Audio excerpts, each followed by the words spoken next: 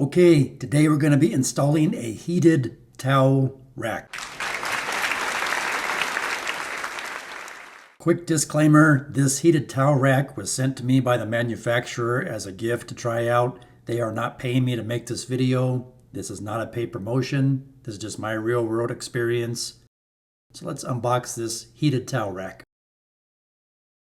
Here's the part number. So this one operates on 120 volt AC, single phase. It's a brushed stainless steel, all metal construction. This one happens to be 18 inches by 28 inches. And it comes with all the hardware you see here. There's a power cord, mounting arms. And this plate is for a J-box if you want to hardwire it. There's little mushrooms and screws. Comes with an instruction booklet, tells you how to put it together, how to install it on the wall. Nice looking towel rack. Buy these just about anywhere. Amazon, eBay, online retailers, Walmart.com, etc. There's different makes and models. See where the power cord comes through there, those little pigtails. Got a little LED push button. Here's the instructions. One set of instructions for hardwiring, separate set of instructions for plugging in. So we're first going to make a cardboard template. This cardboard template is going to help me locate the mounting holes on the wall. Cut a straight line across here for the top, because I want the top obviously to be level and straight. The sides can be a little bit jagged, it doesn't matter, but I want the top to line up level and straight. There's different ways to mount it to the wall and locate your mounting holes on the wall, but to me, making a template's a quick, easy way to do it. And that way you don't have to draw any markings on your wall either. So I'm just going to line up the top. There's those mounting legs. And you got screws. You need a long enough screwdriver to fit down through the mounting legs. Either Phillips head or flathead screwdriver. And the top ones are slightly skinnier. These have one mounting screw. Bottom ones are a little bit wider. They have two mounting screws. And you need to make sure you feed the power wires through there. One side you're not going to use, you keep it capped off. The side where you do want your power cord, you have to remove the cap.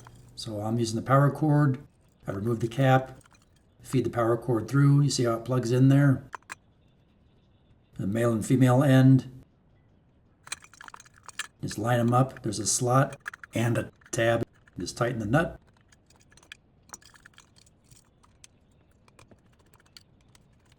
You don't over tighten them. Get them snug.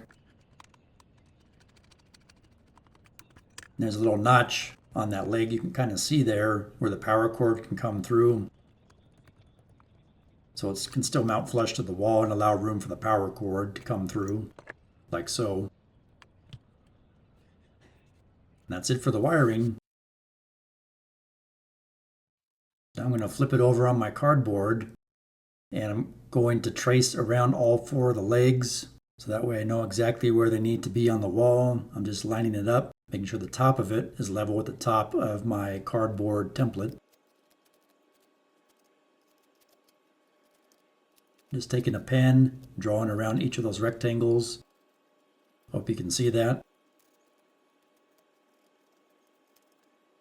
Now I'm going to measure what the distance is to those circular mounting holes inside there.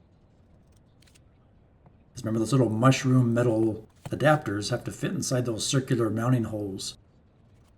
It looks like it's about a ½ an inch down and ½ an inch on center. That's a critical measurement. You want to make sure you get all those exactly centered. So those little guys right there line up properly with the legs.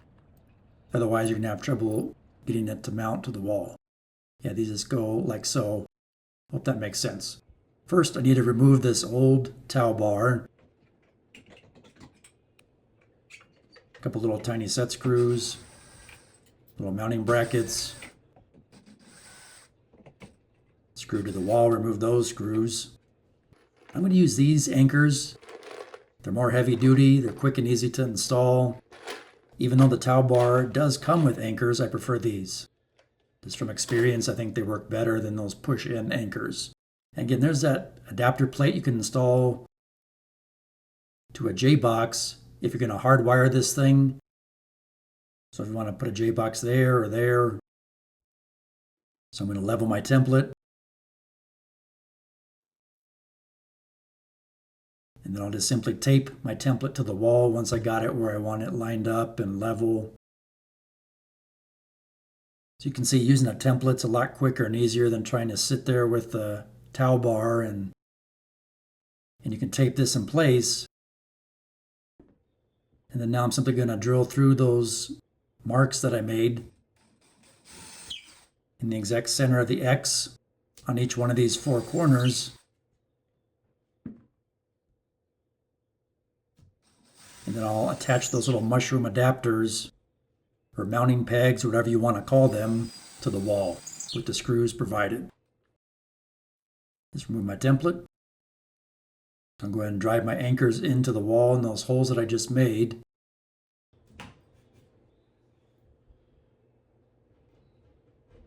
You don't want to over tighten them because you can strip them out. This one feels like it might be able to hit a stud with the screws. Bottom, maybe not, but this top one, let me see, I think I can drive a screw directly into the stud. So yeah, there's that little mushroom adapter I'm talking about. It goes like this. They provide these screws. You just gently drive the screws into the drywall anchors.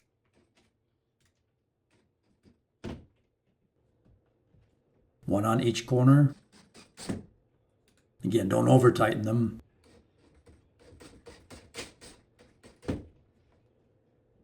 You can see why that measurement is critical, because you got to line up all 4 points, and if any of them is off, it's not going to line up. So next, I'm going to take some spackle and just patch the holes in the wall from the old towel bar. Do that now, that way I'm not fighting with the new towel bar trying to patch holes. And they provide you with an Allen wrench for these tiny little set screws you see here. You need to back those out a little bit so the towel bar fits over those little mushroom mounting studs on the wall. So you see that round circular piece of metal in there? Those index or slide over those little mushroom mounting tabs. So I'm just getting them loosened. Or you can take them out and put them back in if that's easier.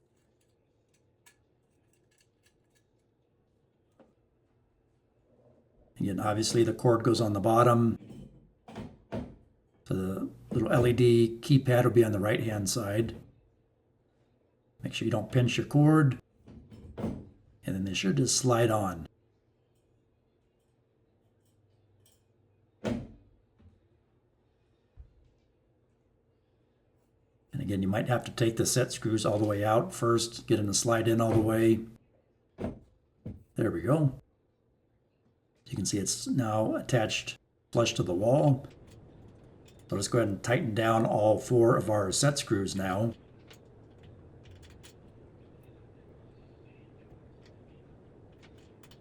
Something to keep in mind, you want to pay attention when you're mounting this. You obviously don't want to drive screws into electrical conduit or water pipes inside your wall. So just be mindful of what's in your wall before you drill holes or drive screws.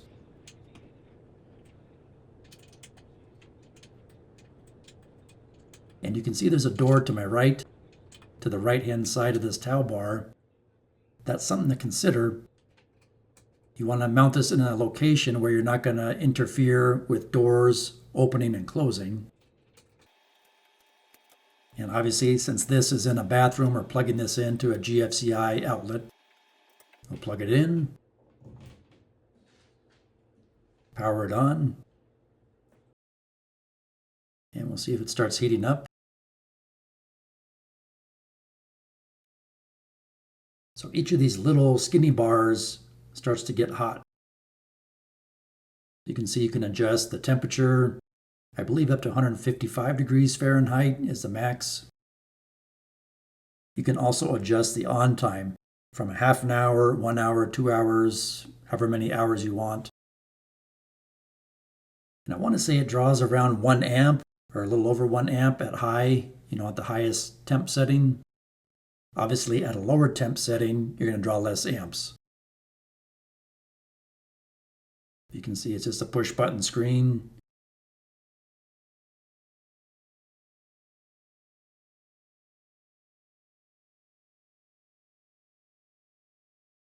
So we'll set it for 1 hour. And you can see the temperature starting to rise now. And it does get hot to the touch. You can put multiple small towels on this rack or one big towel on this rack. Be nice in the wintertime, in a cold winter morning, or in a cold night in the wintertime to have a nice warm towel. Keep your towel from getting musty and stinky because it's not going to sit wet all day long if you live in a humid climate. So there's a finished product. I hope this tutorial helps you. And now I would like to tell you about a practical facilities maintenance handbook available now in ebook and paperback format. It has common facilities, documents, signage, tags, resource, and training material, as well as common shop equipment drawings that you can use to fabricate shop equipment for your facility. The link for this book is in the video description below. I hope you find this helpful. Please like, share, subscribe, leave me a comment, and thanks for watching.